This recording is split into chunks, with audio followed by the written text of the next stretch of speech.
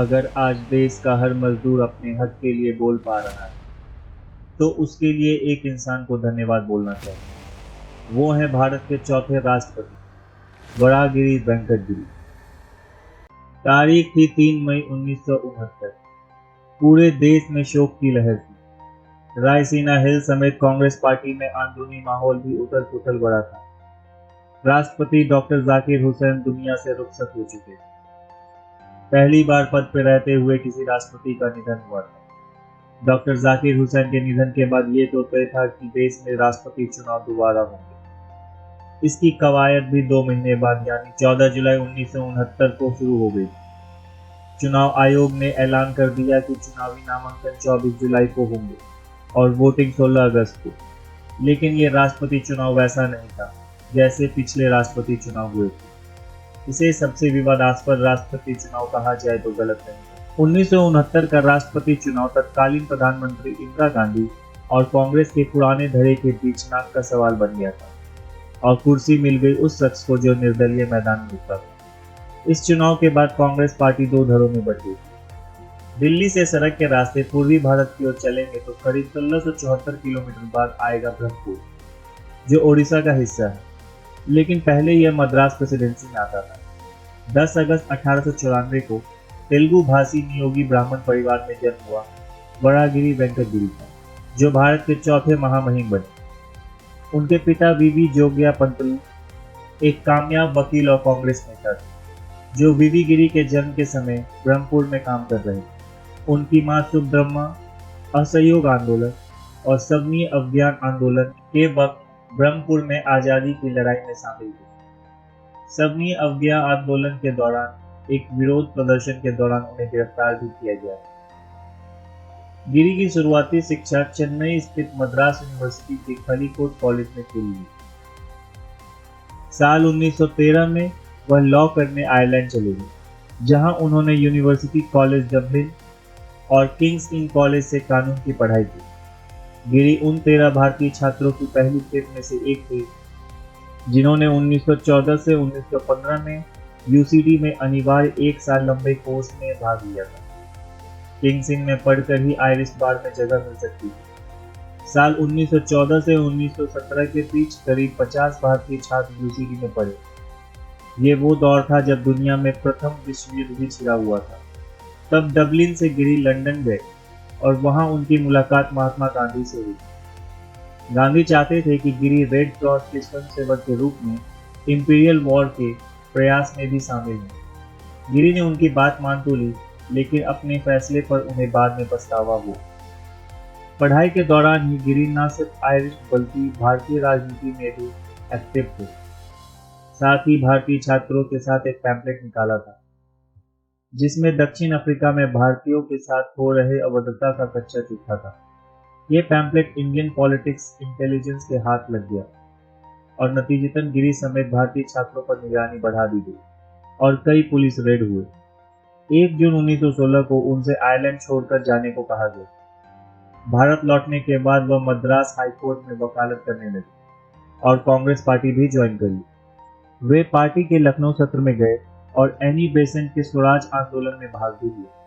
साल 1920 में महात्मा गांधी के असहयोग आंदोलन में शामिल होने के लिए उन्होंने अपनी वकालत भी छोड़ दी। साल 1922 में वह शराब की बिक्री के खिलाफ विरोध प्रदर्शन कर रहे थे, जिसके बाद उन्हें पहली बार गिरफ्तार किया गया। अपने पूरे करियर में वीवी गिरी ट्रेड यूनियन मूवमेंट के साथ जुड़े रहे। ऑल इंडिया रेलवेमैन फाउंडेशन के वो संस्थापक सदस्य थे। 1 दशक से ज्यादा समय तक वे इस संस्था के महासचिव भी रहे।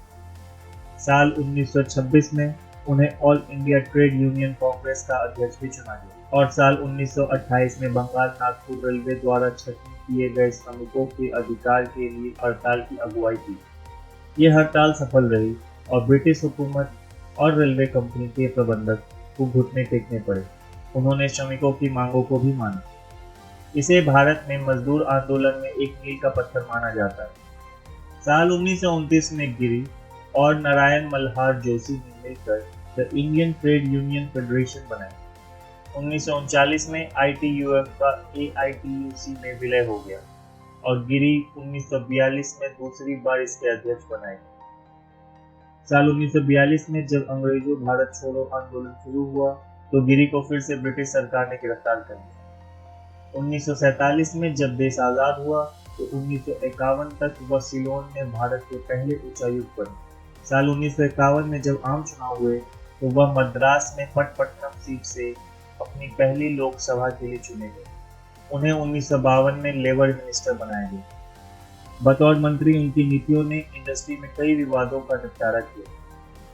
हालांकि ट्रेड यूनियनों, बैंक कर्मचारियों के वेतन को कम करने के सरकार के फैसले पर मतभेदों के कारण उन्हें अगस्त 1954 में सरकार से इस्तीफा देना पड़ा। जब 1957 में आम चुनाव हुए तो गिरी पार्वतीपुरम क्षेत्र से चुनाव हार गए। इसके बाद इसी साल उन्हें उत्तर प्रदेश का गवर्नर बनाया गया। बाद में वे केरल और कर्नाटक के राज्यपाल हुए। 13 मई 1967 को गिरी भारत के तीसरे उपराष्ट्रपति चुने गए। गिरी पहले ऐसे उपराष्ट्रपति थे जो अपना कार्यकाल पूरा नहीं कर पाए। जब डॉक्टर जाकिर हुसैन की मृत्यु हुई तो उन्हें उसी दिन एक्टिंग प्रेसिडेंट बना दिया गया। लेकिन तब कांग्रेस पार्टी में आंदोलनी कलह मची हुई थी। कांग्रेस की सदस्यीय दल की बैठक बेंगलोर में हुई थी।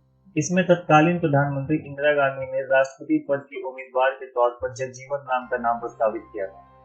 लेकिन तत्कालीन पार्टी प्रेसिडेंट निजलिंगप्पा रूढ़िवादी थे। उन्होंने और कामराज ने नीलम संजीव रेड्डी का नाम प्रस्तावित किया। इंदिरा गांधी के उम्मीदवार का नामांकन नहीं हुआ। इसके बाद विरोधी युद्ध स्तर पर राजनीति बनाने में जुट गए और इंदिरा गांधी ने अपने सुधार कार्यक्रम जारी रखे। इसके बाद बैंकों का राष्ट्रीयकरण कर दिया गया और तत्कालीन उप प्रधानमंत्री मोरारजी देसाई से वित्त मंत्रालय का प्रभार ले लिया गया।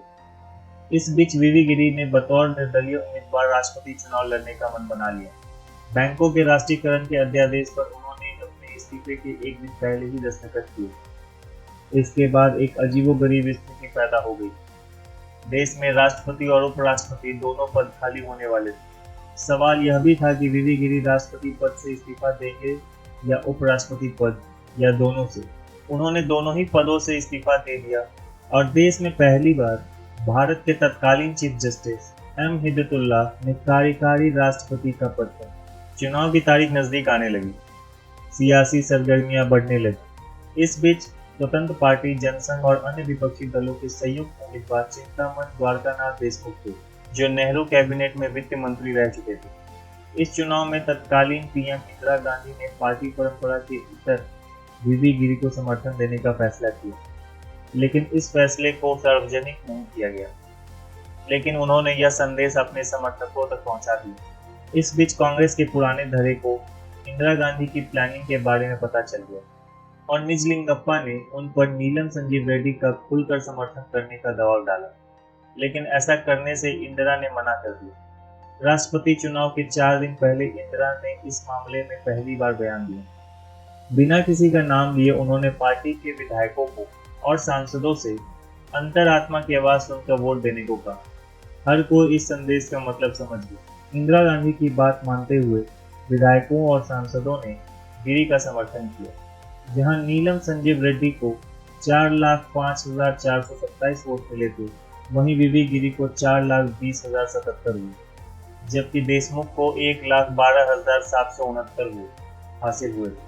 वीवी गिरी जीत तो गए, लेकिन कांग्रेस पार्टी अध्यक्ष और इंदिरा गांधी के बीच खाई और गहरी हो गई। जब 1974 में उनका कार्यकाल खत्म हुआ तो इंदिरा गांधी ने दोबारा उनका नाम प्रस्तावित किया। साल 1975 में उन्हें भारत रत्न से नवाजा गया और 24 जून 1980 में उनका हार्ट अटैक से निधन हुआ।